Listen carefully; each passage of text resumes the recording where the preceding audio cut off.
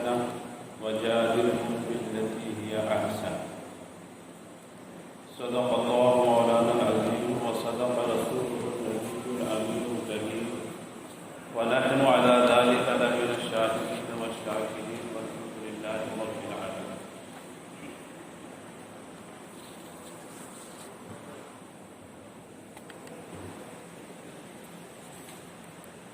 میرے پیارے عزیز بچوں،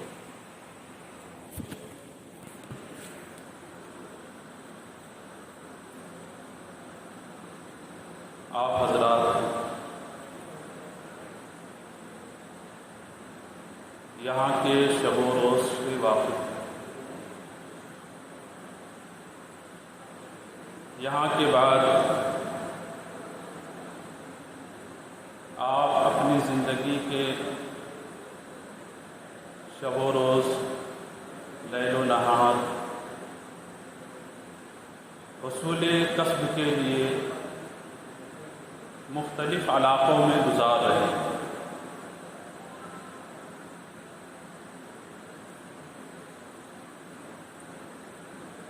آپ کی تعلیم مجموعہ، مرکز، مجمع دینی و عصری،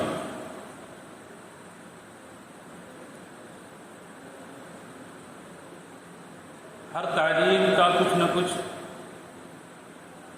افادہ ہوتا ہے اور اس سے استفادہ ہوتا ہے.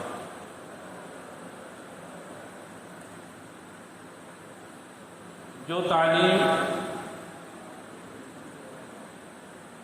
لائق افادہ اور قابل استفادہ نہ ہو وہ بیکار ہے.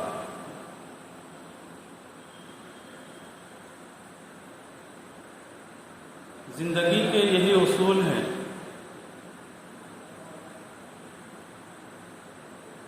مٹا دو اپنی ہستی کو اگر کچھ مرتبہ چاہو، مٹا دو اپنی ہستی کو اگر کچھ مرتبہ چاہو، کہ دانہ خاک میں مل کر گل و گلزار ہوتا ہے.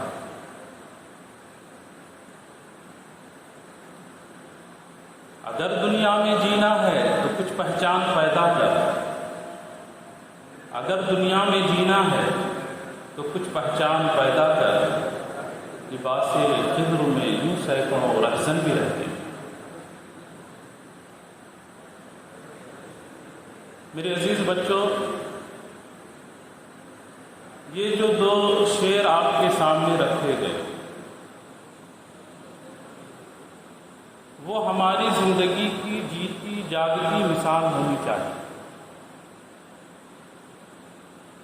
ایک فلاح، ایک کسان جب کھیتی کا ارادہ کرتا ہے، زراعت کا ارادہ کرتا ہے، تو سب سے پہلے اچھی بیج کا انتخاب کرتا ہے. بیج آپ سمجھتے ہی ہیں جو دانہ بویا جاتا ہے. وہ اس لیے عمدہ انتخاب رہتا ہے کہ اگر اس کے اندر کیڑے لگے ہوئے ہوں، گھن لگے ہوئے ہوں، تو وہ بیج قابل استفادہ نہیں رہتا. اس سے کسی طرح کے پودے نہیں اگ سکتے. تو پہلا انتخاب ہوتا ہے اچھے بیج کا، عمدہ بیج کا. اور پھر عمدہ بیج کے بعد اب وہ زمین کو، کھیتی کو دیکھتا ہے کہ یہ کھیتی ابھی قابل زراعت ہوئی ہے یا نہیں، لائق افادہ ہوئی ہے یا نہیں، وہ اسے دیکھتا ہے. جب دونوں چیزوں کو ملا لیتا ہے، زمین بھی قابل افادہ ہے، بیج بھی لائق استفادہ ہے، تو اب اس کے لیے وہ کھیت میں ہل چلاتا ہے اور کھیت کو جوتتا ہے اور پھر اس میں بیج ڈالتا ہے. بیج ڈالنے کے بعد وہ بیج اسی زمین میں اپنے آپ کو فنا کر دیتی ہے، خود کو مٹا دیتی ہے، اس کا اپنے وجود کو نصف میں بدل دیتی ہے، عدم میں بدل دیتی ہے. تب اسی بیج سے گلزار ہوتا ہے، پھول نکلتے ہیں، باغیچہ تیار ہوتے ہیں، کھیتیاں تیار ہوتی ہیں۔ زندگی ہماری بھی اسی طریقے کی ہے کہ اگر ہم اپنی زندگی کو قابل استفادہ اور آخرت کے لیے لائق استفادہ بنانا چاہتے ہیں تو ہمیں بھی اپنی زندگی کو مٹانا پڑے گا، فنا کرنا پڑے گا، انتھک محنت جہد مسلسل کرنی ہوگی۔ اسی لیے شاعر کہتا ہے مٹا دو اپنی ہستی کو اگر کچھ مرتبہ چاہو، اگر دنیا میں اپنی بلندی، علو مرتبت، تعلی، فوقیت، برتری چاہتے ہو تو اپنی ہستی کو مٹانا پڑے گا۔ ہماری مثال ایسے ہی ہے کہ دانہ خاک میں مل کر گل و گلزار ہوتا ہے، کہ وہ بیج مٹی میں مل کر خود کو فنا کر دیتا ہے، تب اس سے بیل، بوٹے، پودے، باغیچے تیار ہوتے ہیں۔ تو اگر ہمیں بھی ایک کھیتی، ایک بیل بوٹے، باغیچے تیار کرنی ہے تو ہمیں بھی اسی دانے کی طرح مٹانا پڑے گا۔ میرے عزیز بچوں، دوسرا بیت میں نے کہا اگر دنیا میں جینا ہے تو کچھ پہچان پیدا کر۔ بہت سے لوگ ہیں، دنیا میں لوگوں کی کمی ہے، جب سے دنیا بنی ہے تب سے جنم اور موت دونوں چیزیں ہوتی ہی ہیں۔ لاکھوں کروڑوں لوگ دنیا میں آئے، لاکھوں کروڑوں لوگ دنیا سے چلے گئے۔ ان میں بہت سے لوگوں کو ہم جانتے بھی ہیں، پہچانتے بھی ہیں، اور ایسا محسوس ہوتا ہے کہ ابھی بھی وہ ہماری نگاہوں کے سامنے ہیں، گرچہ وہ اپنی جسمانی زندگی سے موجود نہیں ہے، لیکن پھر بھی ہمیں ایسا احساس ہوتا ہے کہ آج بھی وہ ہمارے درمیان ہیں، آج بھی وہ ہمارے سامنے موجود ہیں۔ ہم اگر احساس کی اور حساسیت کی آنکھوں سے دیکھیں تو وہ جسم و جسمانیات کے ساتھ ہمارے سامنے نظر آتے ہیں۔ ہمارے اسلاف کرام، ہمارے اکابر، صحابہ کرام کی زندگی، تابعین اعظام کی زندگی، ہمارے امام اعظم کی زندگی، ائمہ اربعہ کی زندگی، تمام اسلاف و اکابرین جن کی کتابیں پڑھ کر، جن کی لٹریچر پڑھ کر، جن کی تمام کاوش و قد کو ہم پڑھتے ہیں اور ہم اس سے اپنی زندگی میں نکھار پیدا کرتے ہیں۔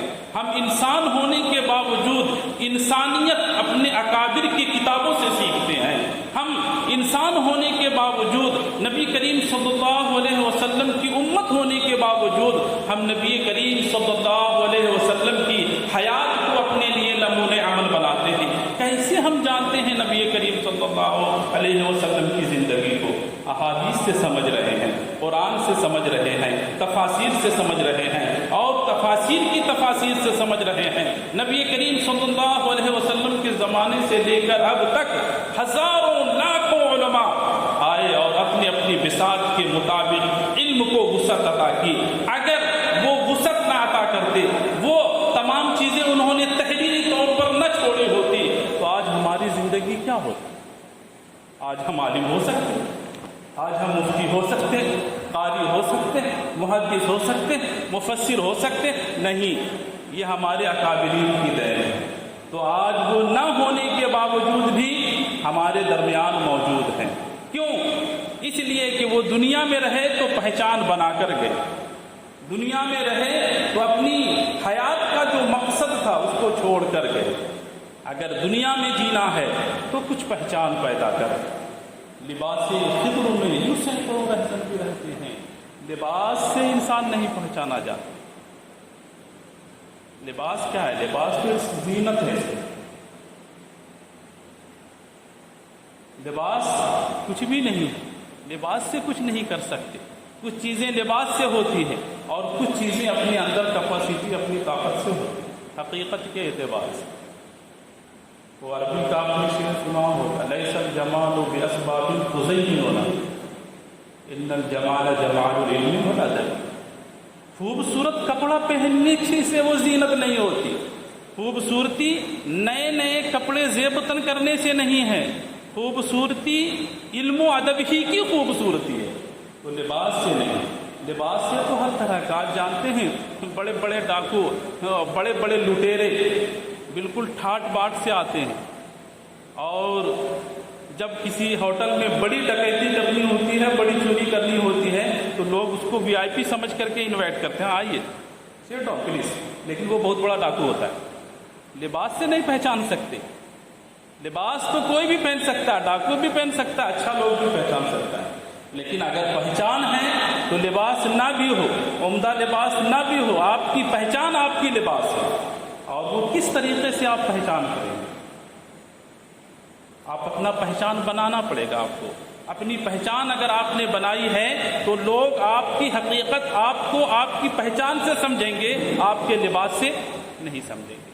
اگر دنیا میں جینا ہے تو کچھ پہچان پیدا کر، لباس خضر میں کیوں سینکڑوں رہزن بھی رہتے ہیں، عمدہ لباس میں تو ڈاکو بھی رہتے ہیں۔ میرے عزیز بچوں، تو اب ہمیں سمجھنا ہے کہ ہم فارغ ہونے کے لیے 12 سال ہم نے تعلیم حاصل کی، تو اب ہمارے پڑھنے کا مقصد کیا ہے؟ آج اب فارغ ہو رہے ہیں۔ فارغ ہونے کا 2 مفہوم ہوتا ہے۔ فارغ ہو گئے، 12 سال سے چھٹکارا مل گیا، استاد کی ڈانٹ سے چھٹکارا مل گیا، استاد کی نظر سے چھٹکارا مل گیا، کتابوں کے رات دن محنت کرنے سے چھٹکارا مل گیا۔ ہمیشہ استاد کی نظر میں رہتے تھے، یہ کرو وہ کرو فلاں کرو ڈھکاں کرو، اس سے چھٹکارا مل گیا۔ لوگ یہ سمجھتے ہیں کہ بس یہی فارغ ہے، چلو یار جہان سے چھٹی، آرام ملا، تو اس کو کچھ لوگ سمجھتے ہیں فارغ ہونا۔ میرے بچوں، فارغ 2 طرح کا ہوتا ہے، فارغ عن العلم اور فارغ للعلم۔ فارغ عن العلم، فارغ للعلم۔ ہمارا مزاج یہ ہو گیا ہے کہ ہم اپنے کورس کو مکمل کرنے کے بعد یہ سمجھتے ہیں کہ ہم فارغ عن العلم ہو چکے، اب ہمیں علم کی کوئی ضرورت نہیں، ہمیں اب کسی چیز کی حاجت نہیں، جتنا ہمیں پڑھنا تھا، جتنی سلیبس تھی، جتنا ٹائم ٹیبل تھا، جتنے حصے تھے، سب ہم نے مکمل کر لیا، اب بھائی چلو ٹھاٹ رہے، مشکل لینے کی ضرورت نہیں، ایسا لوگ سمجھتے ہیں۔ میرے عزیز بچوں، فارغ عن العلم، آپ فارغ ہونے کو فارغ عن العلم مت تصور کریں۔ یہ جو آپ کی پڑھائی ہوئی ہے، ہماری تعلیم ہوئی ہے، اس کو ہم کہتے ہیں بیسک تعلیم، بنیادی تعلیم، یعنی جتنی بھی علوم و فنون ہیں، ان علوم و فنون کے کچھ اصول، کچھ ضوابط، کچھ قاعدے، کچھ کلیات آپ کو بیان کیے گئے ہیں اس متعینہ سالوں میں۔ آپ اس کے بحر عمیق میں نہیں پہنچے، آپ اس کو گہرائی اور گہرائی سے دیکھا نہیں ہے، آپ نے ایک سرسری طور پر آپ کو پڑھایا گیا ہے۔ حدیث صرف چند کتابوں کے پڑھ لینے کا نام نہیں ہے کہ ہم نے بخاری پڑھ لی، مسلم پڑھ لی، مشکات پڑھ لی، ہو گیا حدیث ہو۔ آپ خود ہی سمجھتے ہیں اور خود پڑھے لکھے آدمی۔ تفسیر صرف چند کتابوں کے پڑھنے کا نام نہیں ہے کہ ہم نے جلالین پڑھ لیا اور اس طرح تمام بھی پڑھ لیا اور ہو گئے مفسر بن گئے۔ ایسے ہی فقہ صرف چند اصول و کلیات کے پڑھ لینے اور سمجھنے کا نام نہیں ہے۔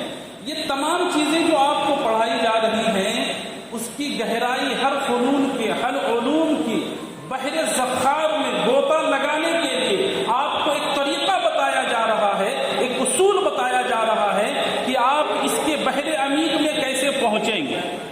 جیسے ایک بچے کو تیراکی سکھائی جاتی ہے ابتدائی مرحلے میں، تو اسے سمجھایا جاتا ہے کس طرح تیرنا ہے، اسے تیرا کے بتایا جاتا ہے، لیکن وہ ساری چیزیں ایک سکھانے والا، ایک معلم بھی مکمل طور پہ نہیں کرتا کہ اب اسے موتی نکال کر کے بھی دکھائے۔ اسے ایک آئیڈیا دیا گیا، ایک تعلیم دی گئی کہ آپ اس طریقے سے اپنی جان کی حفاظت کر سکتے ہو، اس طرح پانی سے تیر کر نکل سکتے ہو، اس طریقے سے تم اسی موتیوں سے، اس بحر سے موتیاں نکال سکتے ہو۔ یہ تمام طریقے بتائے گئے۔ اب تیراک پر موقوف ہے، سیکھنے والے پر موقوف ہے کہ وہ اس سمندر سے کیسے کیسے موتیاں نکالے، کیسے کیسے موتیاں نکالے گا، وہ اب تیراک پر موقوف۔ میں اسی لیے کہتا ہوں، دیکھیے سمندر، موتیاں، صدف کہاں سے نکلتی ہیں؟ سمندر ہی سے نکلتی ہیں، لیکن ہر تیرنے والا موتی نہیں نکال سکتا، ہر تیرنے والا سمندر سے صدف لے کر نہیں آتا۔ کوئی اسی تیراک میں، اپنے تیراک میں، اپنے تیرنے میں ماہر ہوتا ہے، بہت ہی اس میں اس کو حاذق حداقت ہوتی ہے، اتنا حاذق ہوتا ہے کہ اسی سمندر سے وہ موتی اور صدف نکالتا ہے، اور اسی میں دوسرے تیرنے والے بھی ہوتے ہیں، وہ صرف کیچڑ اور پانی لے کر نکلتا ہے۔ تو تیراک پر موقوف ہے کہ وہ اس سمندر سے کیا نکال سکتا ہے۔ تو میرے عزیز بچوں، آپ فارغ عن العلم نہیں ہوئے، یہ ایک آپ کو موقع تھا، کیونکہ وہ ساری چیزیں اگر آپ کو پڑھائی جائیں تو ایک زندگی نہیں، کئی زندگیاں چاہیے پورے پڑھنے کے لیے۔ تو ایک متعین اصول، ایک متعین طریقہ بتایا گیا کہ یہ تمام چیزیں ہیں، یہ علوم و فنون ہیں، یہ بکھرے ہوئے علوم و فنون ہیں، جس میں سے آپ کو چیدہ علوم و فنون پڑھا دیے گئے۔ اب اس میں مہارت حاصل کرنے کے لیے، اس میں تم کو حاذق بننے کے لیے، اس میں ماہر طبیب اور ماہر ڈاکٹر بننے کے لیے آپ کا ایک وقت تو متعین تھا، 12 سال، اس کے 7 پیریڈ ہیں، 9 پیریڈ ہیں، الگ الگ پیریڈ ہیں، یہ ایک متعینہ ٹائم تھا۔ اب اس متعینہ ٹائم میں اب آپ فارغ ہو گئے، تو اب فارغ ہونے کے بعد آپ کو غوطہ لگانے کے لیے، موتیاں نکالنے کے لیے، صدف نکالنے کے لیے اب پورا وقت ہے۔ تو گویا آپ کی جو فراغت یا ہماری جو فراغت ہوتی ہے وہ فارغ عن العلم نہیں ہے، فارغ للعلم ہے، یعنی مزید حاصل کرنے کے لیے، اس کے گہرائی میں پہنچنے کے لیے، اس کی تہ تک پہنچنے کے لیے اب ہمیں وقت ہے۔ اب آپ کو کوئی ٹائم ٹیبل نہیں، آپ کے لیے کوئی متعین وقت نہیں، آپ کے لیے کوئی متعین سال نہیں، آپ کے لیے کوئی متعین دن نہیں، آپ کو جو چوائس ہو، جو فن میں آپ کو مہارت ہے، جو فن آپ کو پسند آ رہا ہے، جس میں آپ چاہتے ہیں کہ ہم اس میں سے کچھ نکالیں، تو اب آپ کے لیے پورا ہی وقت ہے۔ فارغ للعلم، علم کے لیے فارغ ہیں۔ اب آپ کے لیے کوئی استاد مانے نہیں ہے، آپ کے لیے کوئی پیریڈ مانے نہیں ہے، آپ کے لیے کوئی حصہ مانے نہیں ہے، کوئی وقت مانے نہیں ہے، آپ فارغ للعلم۔ یہ ہے فارغ ہونے کا مطلب، یعنی فارغ عن العلم نہیں، فارغ للعلم۔ میرے عزیز بچوں، آدمی دیکھیے تعلیم، ذہن جس طریقے کا 3 طریقے کا ہوتا ہے، آپ نے پڑھا ہوگا، ذہن 3 طریقے کا ہوتا ہے، ایک بالکل ادنا ذہن، ایک متوسط ذہن اور ایک اعلیٰ ذہن۔ 3 طرح کے ذہن ہوتے ہیں۔ ہمارے نحو و صرف وغیرہ میں دلیل حصر جب بیان کیا جاتا ہے، دلیل حصر کیا ہوتا ہے آپ جانتے ہیں، قسموں کی دلیل حصر ہوتی ہیں، یہ 3 قسموں پر کیوں ہے، 4 قسموں پر کیوں ہے، سب دلیل حصر ذکر کی جاتی ہے۔ اس دلیل حصر ہی میں بہت سے بچے اس کی تعریف، جس کی دلیل حصر بیان کر رہے ہیں، اس کی تعریف سمجھ لیتے ہیں، اس کی تعریف سمجھ لیتے ہیں۔ وہ کون سے بچے ہوتے ہیں جو دلیل حصر ہی سے تعریف سمجھ لیا؟ مثال کے طور پر کلمہ کی 3 قسمیں ذکر کی گئی، اسم، فعل، حرف، اس کی دلیل حصر بیان کی گئی۔ دلیل حصر ہی سے لوگ سمجھ لیتے ہیں کہ ہاں اسم کی یہ تعریف ہے، کلمہ ایسا ہوگا اور حرف ایسا ہوگا۔ لیکن اس کے باوجود دلیل حصر سے کچھ بچے ایسے ہوتے ہیں جو تعریف نہیں سمجھتے، تو اب طریقہ کیا ہوتا ہے کہ دوسرے طریقے سے آپ مستقل طور پر وَأَمَّا اسم بول کر کے تعریف کرتے ہیں، وَأَمَّا فعل بول کر تعریف کرتے ہیں، وَأَمَّا حرف بول کر تعریف کرتے ہیں۔ ایک اس کے لیے جو اعلیٰ سے ادنا اور اوسط درجے کے بچے ہیں۔ میرے عزیز بچوں، میری زندگی، اپنی زندگی بھی کئی 3 طریقے کی ہوتی ہے۔ تعلیم حاصل کرنے کے بعد 3 چیزیں ہوتی ہیں۔ پہلی چیز خود سازی، دوسری چیز مردم سازی، تیسری چیز دونوں کا مجموعہ، خود سازی بھی اور مردم سازی۔ خود سازی کا مطلب آپ سمجھ ہی رہے ہیں، ہم تعلیم حاصل کر رہے ہیں صرف کس لیے؟ اپنے لیے۔ بھائی ہم کو بڑا آدمی بننا، بھائی پیسہ کمانا ہے، ہم کو یہ چیز لینی ہے، یہ کرنا ہے، یہ ہماری ضرورت ہے، یہ ہمارا یہ ہے، وہ تمام چیزیں اپنے اپنے مقصد ہیں۔ یعنی ہمیں اس سے کوئی بھی مطلب نہیں ہے سامنے والے کو فائدہ پہنچ رہا ہے یا نہیں پہنچ رہا ہے، جس کو ہم لوگ اپنے محاورے میں بولتے ہیں اپنا کام بنتا بڑھ بھی دیتا ہے۔ اپنی چیزیں ہیں، اپنے سے تعلق ہے اس کا، اس کو خود سازی بولتے ہیں۔ یعنی آپ اپنی محنت اور انتھک کوشش سے، سعی مسلسل سے، جہد پیہم سے خود بنا رہے ہیں، اپنے آپ کو تیار کر رہے ہیں، لیکن آپ سے کچھ لوگ بن نہیں رہے، آپ سے لوگ تیار نہیں ہو رہے۔ اب دوسرا یہ کہ مردم سازی ہو، یعنی خود تو نہیں بنا رہے ہیں، آپ بالکل ہی کنگال ہیں، آپ اپنے اوپر کچھ بھی ٹارگیٹ نہیں کیے ہوئے ہیں، لیکن آپ لوگ بنانا چاہتے ہیں، افراد بنانا چاہ رہے ہیں، افراد نکالنا چاہ رہے ہیں، یہ ہے افراد سازی، مردم سازی، لوگوں کو بنا۔ میرے عزیز بچوں، دونوں میں اگر ایک میں ہو، یعنی صرف ہم اپنا خود سازی لے لیں تو بھی وہ تفرید ہے، اگر مردم سازی لے لیں تو بھی وہ افراد ہے، اور اگر دونوں کو مجموعہ طور پر لیتے ہیں، خود سازی بھی ہو اور مردم سازی بھی ہو، تو بینہا متوسطۃ بین الافراط والتفرید، وہ افراط و تفرید کے درمیان متوسط درجہ ہے۔ جیسا کہ ہم نور الانوار میں الصراط المستقیم، الحمدللہ الذی ہدانا الی الصراط المستقیم، ہے نا، ما هو مصداق الصراط المستقیم، صراط المستقیم کا مصداق بیان کیا گیا، وہ متوسط بین الافراط والتفرید ہے، عقائد اور اہل سنت ایسا پڑھتے ہیں، متوسط اس کی تعریف کی جاتی ہے، متوسط ہونا۔ تو اگر ہم خود سازی بھی ہو، مردم سازی بھی ہو، دونوں کو لے کر چلیں تو اپنا بھی ہے اور لوگوں کا بھی ہے، ہم بھی بن رہے ہیں اور لوگ بھی بنا رہے ہیں۔ تو فائدہ کیا ہوگا؟ تاکہ ہم خود محتاج بھی نہ رہیں اور دوسروں کے آگے گداگری بھی نہ کریں، ہم بھی بنیں اور اس سے افراد بھی تیار ہو، تاکہ ہمارے مرنے کے بعد، ہمارے گزرنے کے بعد وہ لوگ ہمارے مشن کو چلائیں، وہ زندگی ہمارے مشن کو، جو ہماری زندگی کا مقصد ہے، وہ اس کو چلائیں۔ اب ہم اس نظریے سے جب ہم اپنے اسلاف کو دیکھتے ہیں، صحابہ کرام کی زندگی کو، تمام اکابرین و اسلاف کی زندگی کو دیکھتے ہیں، تو آپ کو کیا محسوس ہوتا ہے؟ وہ کیا کر کے گئے؟ وہ خود سازی بھی کی ہیں اور مردم سازی بھی کی ہے، یہ ان کی زندگی کا نچوڑ اور خلاصہ ہے۔ اگر خود سازی صرف کرتے تو آج اسلام ہم تک اتنی آسانی سے نہیں پہنچتا۔ کیوں؟ اس لیے کہ ان کو تو نبی صلی اللہ علیہ وسلم کی صحبت مل گئی تھی، اب انہیں دوسروں کی کیا ضرورت ہے؟ بعض صحابی تو ایسے بھی جنہیں عشر مبشرہ کہا جاتا ہے، جن کو نبی کریم صلی اللہ علیہ وسلم نے اپنی زندگی میں جنت کی بشارت دے دی، اب انہیں دوسری چیز کی کیا ضرورت ہے؟ خود سازی ہوتی جا رہی ہے۔ جو بھی نبی کریم صلی اللہ علیہ وسلم کی صحبت اختیار کیے وہ صحابی ہو گئے، اور صحابیت اتنا بڑا مرتبہ ہے، اتنا عظیم و درجہ ہے کہ اس درجے تک اپنے وقت کا غوث و قطب بھی نہیں پہنچ سکتا۔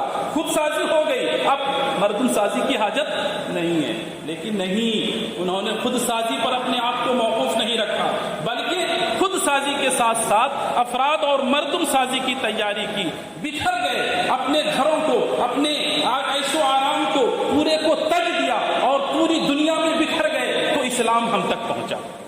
اگر وہ مردم سازی کے لیے کوشش نہ کرتے تو آج ہم شاید جاہلین کی جماعت میں ہوتے۔ تو یہ ان کا دین ہے۔ اس لیے میرے بچوں، ہمارے اسلاف کی زندگی خود سازی اور مردم سازی کا مجموعہ بنی، تو ہمارے اندر بھی وہ چیزیں ہونی چاہیے، خود سازی بھی ہونی چاہیے اور مردم سازی بھی ہونی چاہیے۔ اگر ایسا نہ ہو تو پھر مشکل ہے زندگی گزارنے کے لیے۔ آپ کے بعد آپ کو کون پوچھے گا؟ آج میں ہوں، کل میں نہیں رہوں گا، لوگ مجھے جانیں گے، فلاں استاد، فلاں آدمی کون تھا، کیسے جانیں گے، کیسے ہمیں پہچانیں گے؟ آج ہم بڑی شخصیت کو کیسے پہچانتے ہیں؟ کئی طریقے کے ہو سکتے ہیں۔ آپ یا تو شاگرد چھوڑ کر کے گئے، اچھے شاگرد، یا اچھی تصنیف چھوڑ کر کے گئے، اچھی تعلیف چھوڑ کر کے گئے، اور اس شاگرد، اس تصنیف، اس صاحب اولاد اگر اچھا چھوڑ کر گئے ہیں تو اس سے لوگ آپ کو پہچانیں گے، اس کے ذریعے سے پہنچانیں گے۔ جیسا کہ مشکوٰۃ شریف کی حدیث آپ نے پڑھا ہے، اذا مات الانسان انقطع عمله الا من ثلاث والا من صدقة جاریة او علم ينتفع به او ولد صالح يدعو له، علم ينتفع به، ایسا علم چھوڑنا جو قابل استفادہ ہو جائے، جس سے لوگ استفادہ کرتے رہیں۔ ولد صالح، نیک لڑکا چھوڑ جانا۔ یدعو لہ، محدثین فرماتے ہیں، شارح فرماتے ہیں، یدعو لہ کی قید ترغیبی ہے، یعنی بچہ اگر نیک ہے تو ان کے والدین کو ثواب ملتا رہے گا، خواہ اس کے لیے دعا کرے یا نہ دعا کرے۔ آپ ہم سے پڑھ لیے، ہم آپ کے استاد ہو گئے، آپ ہمارے شاگرد ہو گئے، آپ ہمارے لیے دعا کریں یا نہ کریں، لیکن جتنی بھی نیک کام کریں گے اس میں ہم شریک دار۔ والد صالح یدعو لہ کی قید ترغیبی کے لیے ہے کہ اگر بچہ نیک ہے تو اس کو رغبت دلانی ہے کہ نہیں، اپنے والدین کے لیے بھی دعا کرو۔ جیسا کہ ہم آپ سے ہمیشہ یہ وصیت کرتے ہیں کہ آپ ہمارے لیے، ہمیں آپ سے کچھ بھی نہیں چاہیے سوائے دعا کے، کہ آپ ہمارے لیے آخرت کی اچھی کی دعا کریں۔ ایسا درس میں بھی بیان کرتے ہیں، وہ ایک ہمارا اصل مقصد۔ تو اس لیے میرے بچوں آپ کے پاس علم و ہنر کا مجموعہ ہے. کیا آپ چاہتے ہیں کہ آپ کے بعد لوگ آپ کو فراموش کر دیں, بھول جائیں؟ چاہیں گے؟ نہیں. تو اب ضروری کیا ہے کہ خود سازی بھی ہو اور مردم سازی بھی ہو, افراد سازی. اسی لیے تو ہمارے اکابر نے کہا ہے کہ زمین پر کام اور زمین میں آرام. زمین پر کام اور زمین میں آرام. زمین پر رہنا ہے تو محنت و مشقت کرتے رہنی ہے, اور جب ہم اس محنت کے ساتھ گزریں گے یہاں سے تو اب زمین میں آرام ہی آرام ہوگا. تو زمین پر کام ہوگا تو زمین میں آرام ہوگا. اس لیے میرے بچوں آپ کسی قد فہمی میں مبتلا نہ ہو اور کسی طرح کے آپ اپنے آپ کو کم تری میں شکار نہ بنائیں. جتنی بھی کتابیں موجود ہیں ہر ایک کے متون پہلے ہی سے موجود ہیں, اس متون کے بھی متون موجود ہیں, اس شروع کے بھی شروع موجود ہیں, شروع در شروع موجود ہے, تمام چیزیں موجود ہیں. کسی کی نئے ضرورت نہیں ہے نئے عہد میں, لیکن اس کے باوجود بھی ہر آنے والی نسلیں اپنے اپنے فہم و فراست کے مطابق اسی متون کی شرح کرتے ہیں اور اسی شروع کی شرح کرتے ہیں یا نہیں کرتے؟ آج ہر متون کی ہزاروں شرحیں آپ کے پاس مل جائیں گی, تبھی تو آپ آرام سے پڑھاتے ہیں. سوچتے ہیں کہ ارے درس گاہ میں سو بھی گئے تو چلو شرح سے کام چلا لیں گے. کیوں سوچتے ہیں آپ؟ اگر وہ شرح موجود نہ ہوتی تو مشکل ہوتا ہے نہیں ہوتا؟ تو میرے عزیز بچوں آپ اس کم تری میں مبتلا نہ ہو کہ ہم یہ کریں گے تو پتہ نہیں وہ دوسرا بھی موجود ہے, تیسرا بھی موجود ہے. نہیں, آپ اپنی فہم و فراست سے, اپنی ذہن سے, اپنے اعتبار سے عہد حاضر کی ضرورت کا لحاظ رکھتے ہوئے اسی کی شرح بھی کر سکتے ہیں, اسی کی تلخیص بھی کر سکتے ہیں, اسی کا نوٹ بک بھی بنا کر کے رکھ سکتے ہیں. یہی چیزیں آپ کے لیے علم ينتفع به کا کام آتی ہے. اس لیے آپ کسی بھی کم تری میں مبتلا ہونے کی ضرورت نہیں ہے نا. کسی بھی اس میں کیا ایسا ہے ویسا ہے, تمام چیزیں اگر یہ فکر آپ کے اندر آ گئی تو وہی پہلا راستہ ہے سد باب کا. دروازہ رک گیا, وہ فکر نہیں آنی چاہیے تھے. بس یہ ہے کہ تسلسل ہونی چاہیے, تھوڑی ہی کام ہو, تسلسل ہونا چاہیے, ہے نا. کہتے ہیں یک در بگیر محکم بگیر, یک درگیر محکم بگیر. ایک دروازے کو پکڑو لیکن مضبوطی سے پکڑ لو, چھوٹنے نہ پائے, تو انشاءاللہ تعالی کام ہو جائے. تو میرے عزیز بچوں یہ تمام چیزیں زندگی کے نشیب و فراز کی. البتہ جو میں اب یہ کہنا چاہتا ہوں, لیکن ان تمام چیزوں میں ہمیں یہ ضرور رکھنا چاہیے خیال کہ نمائش نہیں ہونی چاہیے, دکھاوا نہیں ہونا چاہیے, ریا نہیں ہونی چاہیے. آپ جانتے ہیں کہ اخلاص جتنا خدا کے یہاں مقبول ہے اللہ کے یہاں اتنا ہی ریا مردود ہے, رد کر دیا گیا ہے. نمائش نہیں ہونی چاہیے. اگر نمائش ہو گئی تو اچھے کام بھی سب بیکار ہو جائیں گے. کہا جاتا ہے, پہلے بولا جاتا ہے, ہم لوگ اردو میں بولتے ہیں نیکی کر دریا میں ڈال. سنے یا نہیں سنے؟ سب لوگ سنتے ہیں نیکی کر دریا میں ڈال. اس کا مفہوم کیا ہے کہ نیکی کر کے دریا میں پھینکنا نہیں. اس کا مفہوم یہ ہے کہ نیکی کر کے بھول جانا, یاد ہی نہ ہو کہ ہم نے نیکی کی ہے, بالکل فراموش کر دیں. وہ اعلیٰ حضرت کا ایک وہ شعر ہے نا کہ پل سے اتارو راہ گزر کو خبر نہ ہو, جبریل پر بچھائیں تو پت کو خبر ہو. ایسے گزرے کہ کسی کو کسی کی خبر نہ ہو. بیان کیا گیا اس طرح دیں کہ داہنے ہاتھ سے دیں تو بائیں ہاتھ کو خبر نہ ہو. یہ ہے اخلاص کا اعلیٰ درجہ. نمائش نہیں ہونی چاہیے. اگر نمائش ہے تو سب بیکار ہے. نیکی کر دریا میں ڈال, اسی لیے پہلا بولا گیا. لیکن اب کیا ہو گیا ہے مرضی, اب ہو گیا کچھ دن پہلے یہ تھا کہ نیکی کر اخبار میں ڈالا.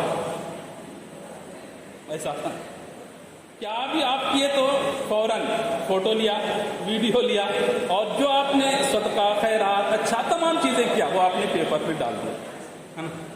اب اس سے بھی ڈیولپ ہو گیا, ترقی کر گیا ہے. نیکی کر سوشل میڈیا میں ڈال, چاہے وہ فیس بک ہو, واٹس ایپ ہو, میسنجر, بہت سارے سوشل میڈیا سے نیکی کر اور سوشل میڈیا میں ڈال. اب ذرا جانتے ہیں کہ اس سے نقصان کیا ہو رہا ہے ہمارے سماج کا, ہماری قوم کا کتنا نقصان ہو رہا ہے. وہ ہمارا عمل جو حتمی ہم خلوص و للہیت کے ساتھ کر رہے ہیں وہ نیکی نہیں بن جا رہی ہے بلکہ وہ ریاکاری کے درجے میں آ جاتی ہے۔ میرے عزیز بچوں، ذرا غور کرنے کی ضرورت ہے اس کے بارے میں۔ جانتے ہیں انسان کو عزت سب سے پیاری ہوتی ہے، انسان کو عزت سب سے پیاری ہوتی ہے۔ انسان کی زندگی میں 3 وقت ایسے آتے ہیں، 3 مراحل ایسے آتے ہیں کہ کوئی بھی شخص ہو، انسان اس کی رسپیکٹ کرتا ہے، اس کی عزت کرتا ہے۔ پہلا وقت ولادت کا ہے۔ جب انسان پیدا ہوتا ہے، اس دنیا میں آتا ہے، تو چاہے جیسا بھی ہو، جس خاندان کا ہو، جس نسل کا ہو، جس رنگ کا ہو، لوگ اسے دیکھنے کے لیے ضرور جاتے ہیں۔ جاتے نہیں آتے؟ ارے فلاں کا بچہ ہوا، ذرا چلے دیکھیں کیسا ہوا، سبحان اللہ، الحمدللہ، بارک اللہ فی الموہوب لک، دعا پڑھتے نہیں پڑھتے ہیں؟ تو یہ ایک وقت ایسا ہے جو انسان کی رسپیکٹ کا وقت ہے، انسان کی عزت کا وقت ہے، اس میں کسی طرح کا کوئی دیکھا نہیں جاتا، ہر ایک شخص، یہاں تک کہ اگر غیر مسلم کا بھی بچہ پیدا ہوتا ہے تو بھی لوگ جاتے ہیں، نہیں بہت اچھا ہے الحمدللہ۔ اب یہ اور بات ہے کہ ہم اس کے لیے دعا کرتے ہیں کہ اللہ تعالیٰ ایمان کی توفیق دے، وہ ایک الگ مسئلہ ہوا، لیکن رسپیکٹ ہے اس کا، یہ ایک مرحلہ آتا ہے انسان کا۔ دوسرا مرحلہ انسان کا آتا ہے جب انسان شادی کا جوڑا پہنتا ہے۔ ہمارا ابھی حسین شادی کا جوڑا پہننے والا، اس نے دعوت دی ہمیں، ماشاء اللہ۔ تو ایسے ہی سبھی لوگوں کا وہ وقت آئے گا، کچھ لوگ فارغ ہو چکے ہیں اور کچھ لوگ آنے والے ہیں۔ تو اس کا تو یہ شادی کا جوڑا، عورت ہو یا مرد، ہے نا، بچے ہوں یا بچیاں، ہر ایک کے لیے اس کی کیا ضرورت ہے؟ شادی کا جب جوڑا پہنتا ہے تو ہر لوگ اس کے لیے مبارکبادی دینے کے لیے آتے ہیں، کسی کا بھی ہو، کسی بھی خاندان کا، امیر ہو غریب ہو، جیسا بھی ہو، کالا ہو گورا ہو پیلا ہو لال ہو، جیسا بھی ہو، لوگ اس کو ضرور آتے ہیں اس کی مبارکبادی دینے کے لیے، مبارک ہو بھائی آپ کی شادی ہوئی، مبارک ہو بھائی، دیتے، وہی رسپیکٹ ہے، اس کی عزت ہے۔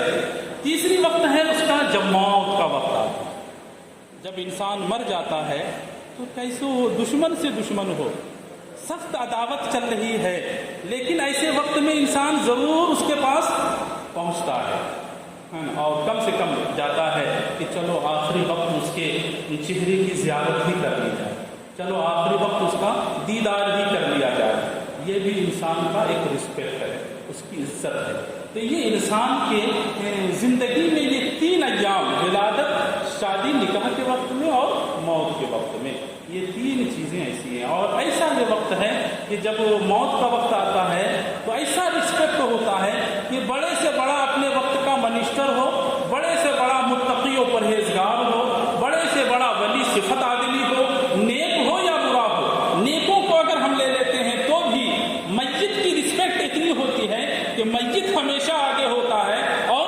تمام نیک بڑے امیر غریب سب پیچھے ہوتے ہیں۔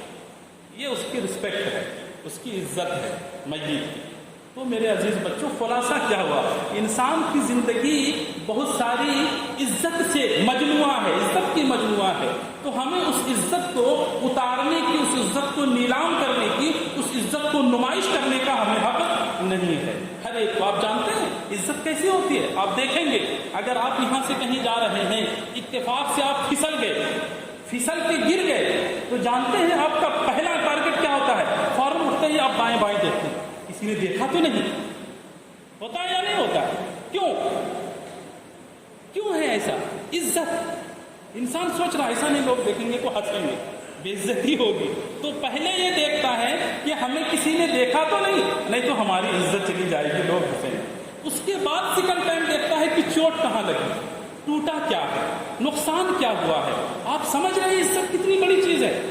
پتا کیا چلا اس سے؟ انسان کو اپنی جان سے زیادہ عزیز، اپنے نقصان سے زیادہ محبوب کیا ہے؟ عزت۔ اور آپ اس عزت کی نمائش کر رہے ہیں، افسوس کی بات ہے یار، پوری زندگی انسان رہتے رہتے مر گیا، اس لیے آپ کسی کی غریبی کا مذاق نہیں اڑاتے۔ غریب دنیا ہی میں ہوتا ہے انسان، امیر بھی دنیا ہی میں ہوتا ہے انسان، اس لیے کسی کو اگر کچھ دے رہے ہیں، کچھ ہبا کر رہے ہیں، کچھ کر رہے ہیں، تو آپ اس کی ویڈیو بنانے کی ضرورت نہیں، فوٹو کھینچنے کی ضرورت نہیں، آپ اس طرح دو جیسا کہ آیا ہے حدیثوں میں کہ داہنے ہاتھ سے دو تو بائیں ہاتھ کو اس کی خبر نہ ہو، کیونکہ اس کی عزت پر فرق پڑتا ہے۔ آپ دیکھتے، اور یہ آج کل چیزیں کیا ہو جا رہی ہیں، بہت زیادہ ہو جا رہی ہیں میرے عزیز بچوں۔ جیسا دیکھیے اجتماعی شادیاں ہوتی ہیں، بہت ساری چیزیں ہیں اب دنیا میں آپ دیکھ رہے ہیں، مثال کیا اجتماعی شادی دیکھ لیجیے، یہ بھی غربت کی چیزیں ہیں الگ جگہ. لوگ اجتماعی شادی کرتے ہیں, تمام بچیوں کو اکٹھا کر دیتے ہیں. اس میں کیا ہوتا ہے, تمام غریب لوگ بچے بچیاں ایک ساتھ نیچے بیٹھے ہوئے ہیں اور عمرہ اسٹیج پر تشریف رکھتے ہیں. فرق کیا پتہ چل رہا ہے, یہ تمام کی ویڈیو فوٹو, ہم نے ایسا کیا, ہم نے ایسا کیا, پوری لائف میں اس کے بال بچے, اس کے تمام لوگ خوش و خالد سب لوگ حسرت سے دیکھ رہے ہیں, اے غریب لوگ ہیں. اگر یہی چیز آپ اکیلے میں کرتے تو, یہی چیز آپ اس کو چپکے سے دے دیتے تو کتنی اچھی بات ہوتی. وہ چیز اچھی ہے, لیکن یہ طریقہ, اس سے بھی انسان کی عزت کو ٹھیس پہنچتا ہے. لوگ اس کو ہمیشہ نگاہوں سے اٹھا اٹھا کے دیکھتے ہیں. اچھا, آج اخبار میں اسی کا فوٹو آیا تھا, آج جو کلپ نکلا ہے وہ اسی کا تھا. اچھا وہ فلاں آدمی نے دیا تھا, نہیں فلاں آدمی نے فلاں بنوایا تھا نا, فلاں چیز مل گیا. یہ کیا ہے, اب اس کو ہمیشہ وہ ایک کچوکا ہوتا ہے دل میں, کیا ہم نے ایک چیز نہ لے لی, لوگوں میں مشہور ہو گئی. میرے بچوں, نمائش سے ہمیں بچنا ہے. جو کام بھی کرنا ہے ہمیں اخلاص کے ساتھ کرنا ہے. ہماری زندگی آپ دیکھیے, ہمارے مؤسسین کو دیکھیے, ہے نا, باپو کی حاجی نور مرتضی کو دیکھیے, سی ایچ حیدری استاد کو دیکھیے, امام بشیر استاد کو دیکھیے. ان کی زندگی ہمارے لیے ایک نمونے عمل بھی ہے نا, اخلاص کا ایک مجموعہ. دیکھنا ہے ہمیں کیسی زندگی گزاری جا رہی ہے. ایک دوسری چیز یہ ہوئی, اور آخری چیز یہ کہ انسان کو اللہ کی بارگاہ میں رونے والی آنکھیں ہونی چاہیے. اللہ کی بارگاہ میں رونے والی آنکھیں ہونی چاہیے. رونے والی آنکھیں جتنی ہوتی ہیں, اسی طریقے سے اللہ کی بارگاہ میں جلدی دعا قبول ہوتی ہے. کہا جاتا ہے, بیان کیا جاتا ہے کہ ایک درویش تھے, اور درویش کی عادت یہ تھی کہ وہ ہمیشہ جو بھی اس کے پاس آتا کچھ نہ کچھ اسے ضرور دیتے, چاہے وہ دوسروں سے قرض ہی لے کر دے دے, لیکن آنے والے کو خالی ہاتھ نہیں بھیجا. اسی طرح گزر رہی تھی. بہت سارے لوگ اس کے قرض والے ہو گئے, قرض دار آ گئے, اور سب لوگ بیٹھے ہوئے تھے, کچھ حاجت مند لوگ بھی بیٹھے ہوئے تھے, اور سب کو اب انتظار کر رہا تھا درویش کہ کچھ آئے تو ہمیں ان کو دیں. اسی اسنا میں ایک 3 چھوٹے چھوٹے بچے کچھ بیچتے ہوئے اسی محفل سے گزرے. جب محفل سے گزرے تو درویش نے انہیں بلایا اور کہا, یہاں جتنے لوگ بیٹھے ہوئے ہیں انہیں کھلاؤ. وہ بچہ خوش ہو جاتا ہے کہ ہماری وہ چیزیں جو ہماری گلیوں میں بکنے والی تھی, دور دور جا کر بکنے والی تھی, بڑی محنت و جستجو سے بکنے والی تھی, اچھا ہوا کہ فوراً ہی ہمارا بک گیا. وہ بہت خوش ہوئے. اب بکنے کے بعد, دینے کے بعد بچے نے پوچھا کہ بابا ہمارا پیسہ, تو بابا نے کہا کہ بیٹھو, تمہیں پیسہ مل جائے. تھوڑی دیر بیٹھا, تھوڑی دیر کے بعد پھر بچہ اٹھتا ہے, کہتا بابا ہمارا پیسہ, کہاں ان لوگوں کو بھی دینا ہے, تمہیں بھی مل جائے گا, آپ بیٹھے.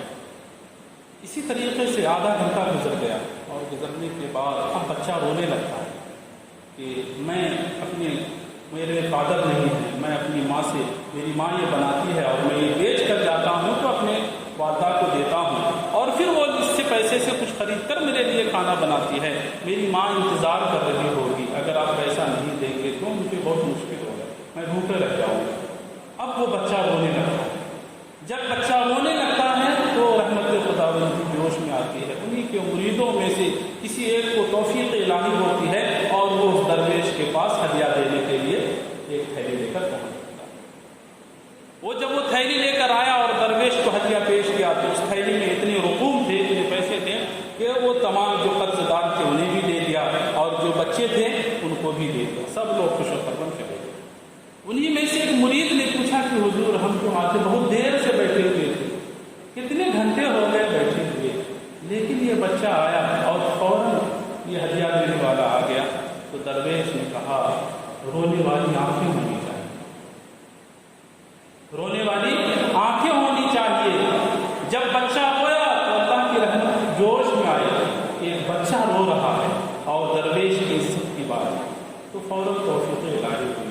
میرے عزیز بچوں, اللہ کو رونے والی آنکھیں بڑی پسند ہے, اس لیے ہمیں رونے والی آنکھ بنانی چاہیے, ورنہ ہم اچھے عمل بھی کریں اور اگر رونے والی آنکھیں نہ ہو تو بہت مشکل عمل ہو, بہت ساری چیزیں. اس لیے ہمیں رونے والی آنکھ چاہیے, جیسا کہ کتابوں میں قرآن میں لکھا ہے, فَلْيَضْحَكُوا قَلِيلًا وَلْيَبْكُوا كَثِيرًا. آیا سورۃ توبہ میں آیا نا آخری, فَلْيَضْحَكُوا قَلِيلًا وَلْيَبْكُوا كَثِيرًا, تھوڑا ہنسو اور زیادہ ہو. کیوں؟ اس لیے کہ ایک دن سب کو فنا ہو جانا ہے, تو رونے والی آنکھیں بنائیں.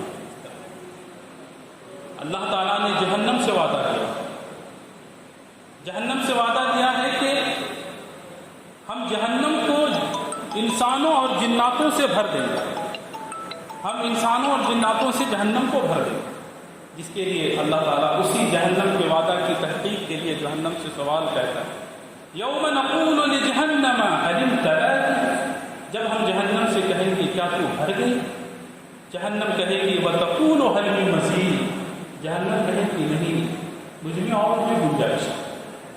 پھر دوسرا ذکر کیا جاتا ہے، دوسری تفسیر کی جاتی ہے کہ نہیں مجھ میں اب گنجائش نہیں ہے، میں بھر گئی ہوں۔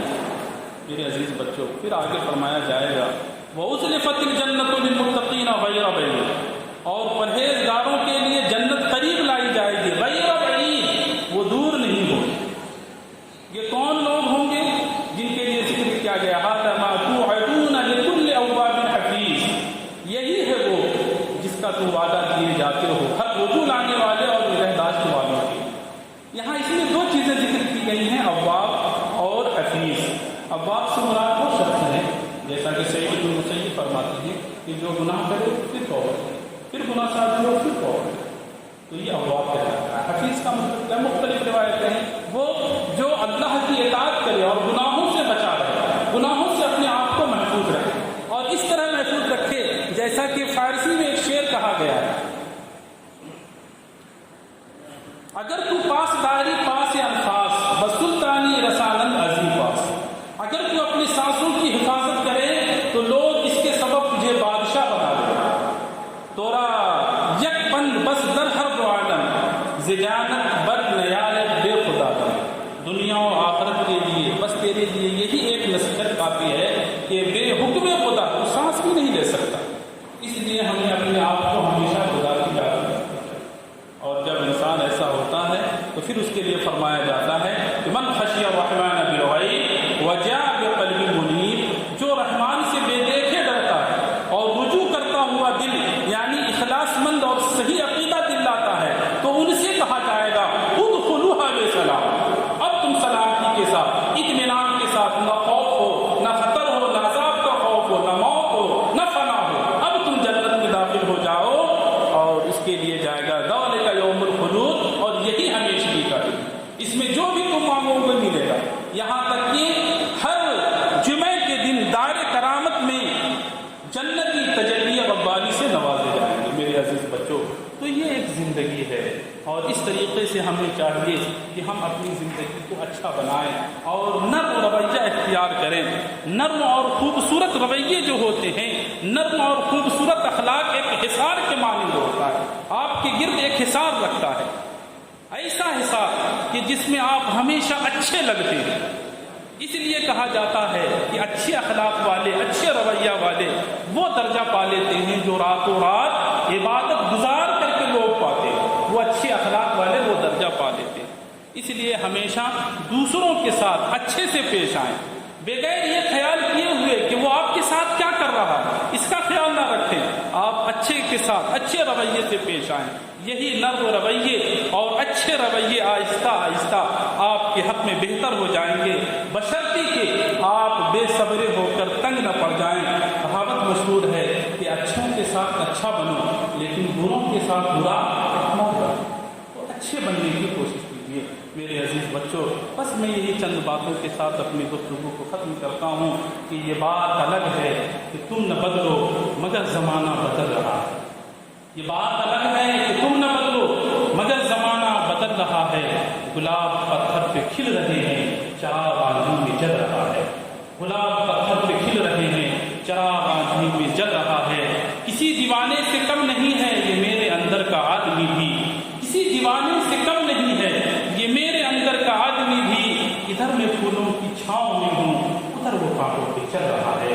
اللہ تبارک و تعالیٰ سے دعا ہے کہ مولا تعالیٰ ہم سب کو اللہ اور اس کے رسول کے فرمان کے مطابق زندگی گزارنے اور عمل کرنے کی توفیق رفیق عطا فرمائے۔